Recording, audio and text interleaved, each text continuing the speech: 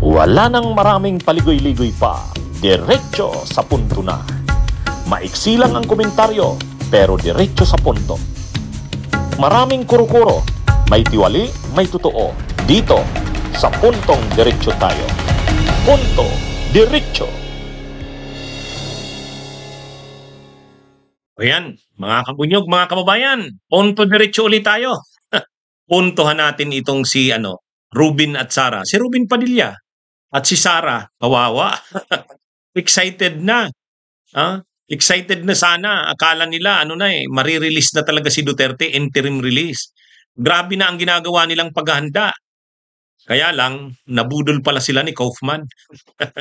Bakit si Robin Hood at si Padilla at si Sara ang binabanggit natin? Yung nitong huling mga araw, nakita nyo yung balita? Si Sara Duterte pumunta ng Australia. Hindi lang pala pag-rally doon ang niya o pakikipag-usap sa Filipino community. Ang plano niya doon, kakausapin sana yung official ng Australian Foreign Ministry. Si Penny Wong ba yun? Yung Penny Wong? Ayun, lumabas yan sa mga balita na Australia pala ang bansa na iniisip pagdalhan kay Duterte kapag pumayag ito. Bakit ginawa ni Sara yon? Ay kasi nga, parang ang lumabas, nang nag-file si Kaufman doon sa ICC ng urgent request for interim release noong June 12, parang in the bag na, parang sigurado na magagrant yung interim release. Bakit? Kasi sinabi ni Kaufman, hindi naman mag-o-object ang prosecution. Payag na daw ang prosecution. Ikaw nga ba naman? Kung yung defense yung nagre-request na interim release, tapos yung prosecution ay nagsabing hindi mag-o-oppose, ay di madali na sa judge yun, halos sigurado na yun, 75% ang tsansa noon, magagrant na yun Kasi walang opposition yung prosecution pala payag na. O kaya, pinaasikaso na siguro kila Sara. Asikasuhin nyo yung Australia. Baka pumayag. Si Sara naman, pinagmamalaki niya, mayroon siyang contact sa Foreign Ministry ng Australia, yun ngang Penny Wong. Kaya bago siya pumunta ng Australia, pinaalam na dito na pupunta siya doon kung pwede bang makausap. Ang problema, hindi siya pinagbigyan. Kahit man lang makipagkita ng kahit kunting oras, hindi. Kaya ang sabi na lang ni Sara sa mga Filipino community doon, tulungan nyo kami na kumbinsihin ang gobyerno ng Australia na tanggapin si Duterte, si FPRRD o si Duterte kapag binigyan ng interim release. So yon, nabalita yon na Australia pala ang bansa na pagdadalhan kay Duterte. At ang papel ni Sara doon, kausapin kung sino man ang contact nila sa Australia, lalo na yung sabi ni Sara, mayroon siyang kaibigan sa Foreign Ministry nga Kaya lang, hindi rin umubra, hindi nga siya sinipot Pero ang mas malala dito, ito na nga, wala naman pala, hindi naman pala totoo na hindi kontra ang prosecution. Nabudol lang sila ni Kaufman, ay naghirap pa si Sara doon. Siguro, ganyan si Sara, napapaganyan na si Sara. Kung paano niya pinupok yung sheriff, siguro pag nagkita sa ni Kaufman, gaganyanin niya rin si Kaufman. Ang isa pa si Robin Hood Padilla. Ito namang si Robin Hood Padilla, lumabas yung katanjihan, kabi-o-bi-ohan. Bakit? Imagine ninyong naka-adjourn ang Senado, wala nang session. Tapos nag-file pa ng kanyang Senate resolution para sa repatriation ni Duterte. I-repatriate daw si Duterte. Hindi nga yun pwedeng repatriation. Pero may sinabi kasi may sinabi si Robin Hood Padilla doon sa kanyang proposed na Senate resolution. Ang sabi niya, ito yung nakalagay should a full repatriation free from ICC International Criminal Court jurisdiction prove impracticable. So kung hindi man daw magkaroon ng full repatriation, the Philippine government should, at minimum, on ad cautelam basis and without accepting ICC's jurisdiction, secure former President Duterte's interim release to the Philippines under conditions acceptable to the ICC, including measures to ensure the protection and safety of witnesses, enabling him to spend his remaining years in his homeland with family and loved ones while awaiting trial, Padilla's resolution said. Yun. Kaya yung resolution ni Padilla, ang title niya, full repatriation ni Duterte, i-repatriate.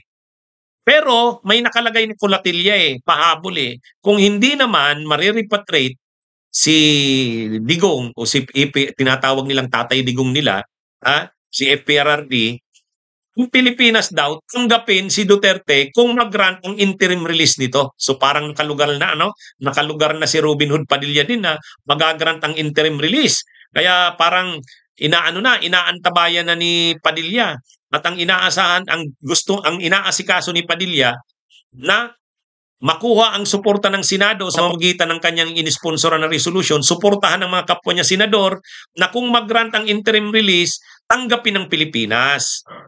Dito na kumbaga, ang lumalabas dito, si Sara nilalakad na doon sa Australia. Kung hindi naman sa Australia, si Padilla naman linalakad sa Pilipinas. So nakikita niyo bakit sila nagmamadaling lakarin ito? Si Sara kahit na nakailang biyahe na, pumunta pa ng Australia. Si Robin Hood Padilla naman, kahit naka-adjourn ang Senado, nag-sponsor ng resolution, lumabas ngang nakakahiya. Bakit ginagawa nila ito? Nagmamadali sila dito.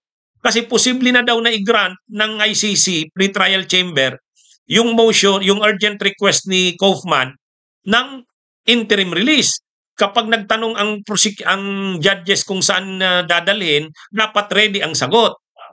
Dapat ang Australia sabihin pumayag o kaya ang Pilipinas sa pamamagitan ng Senate resolution payag na rin. So parang indabag na sila na mag-grant nga yung interim release parang nakakasigurado na. Yun ang lumalabas doon. Kaya lang hindi naman pala. Wala palang interim release na hindi pa pala indabag yan. Kasi yung sinasabi ni Kaufman na payag ang prosecution, hindi. Nag-object nga ang prosecution noong June 23. Sabi ng prosecution, hindi naman kami nagsabing payag kami kung saan-saan na lang bansa dalhin yan. Hindi totoo yan. Walang agreement na ganun. O yan. Napahiya si Kaufman. Ang mas matindi dito, nabudol pala sila Rubin, sila Sara. Hindi lang sila Rubin, Sara. Ito yung lahat ng mga DDS, excited na sila excited na sila na mag-grant yung interim release Kasi nga, siguro indabag na kasi payag ang prosecution hindi naman kukontra. Kasi yun ang sabi ni Kaufman. Ang problema, nabudol sila ni Kaufman. Yung mga DDS na sanay mag-disinformation at fake news, na fake news at na disinformation ni Kaufman. Biktima rin sila ng disinformation ni Kaufman. Kaya siguro, ano kayang gagawin nila Rubin, nila Sara kay Kaufman? Ang tawag sa amin doon, lalatakin. Yung lalatakin, kasi nga, nabudol sila ni Kaufman. Excited na sana sila. Pero siyempre, hindi pa naman nagdidesisyon ng pre-trial chamber ang mga judges. Kaya lang, kahit si Roque sa kanyang vlog, tinanggap niya na, malabo na. Sabi niya, kung nun sana, sabi ni Kaufman, payag ang prosecution, hindi mag-o-oppose, indabag na sana yun. Ngayon, hindi pala ganun. So, mas na ngayon, hindi na nakakasigurado sa judges. Bagamat wala pang desisyon ang ICC pre-trial chamber. Pero humina na yung kanilang tiwala. Kahit nga si Sara may statement ngayon na parang nakikinikita na daw na hindi maigagrant yung interim release yan kasi naniwala kasi kayo kay Kaufman. Fake news at disinformation kayo Yan po ang ating punto diretso. Bunyog, halikan na kasama ka. Bunyog, kapag buklod ay may pag-asa. Luzon, Visayas, Mindanao, isa ang pananaw. Sa bagong Pilipinas ang bunyog isisigaw. Bunyog, bunyog.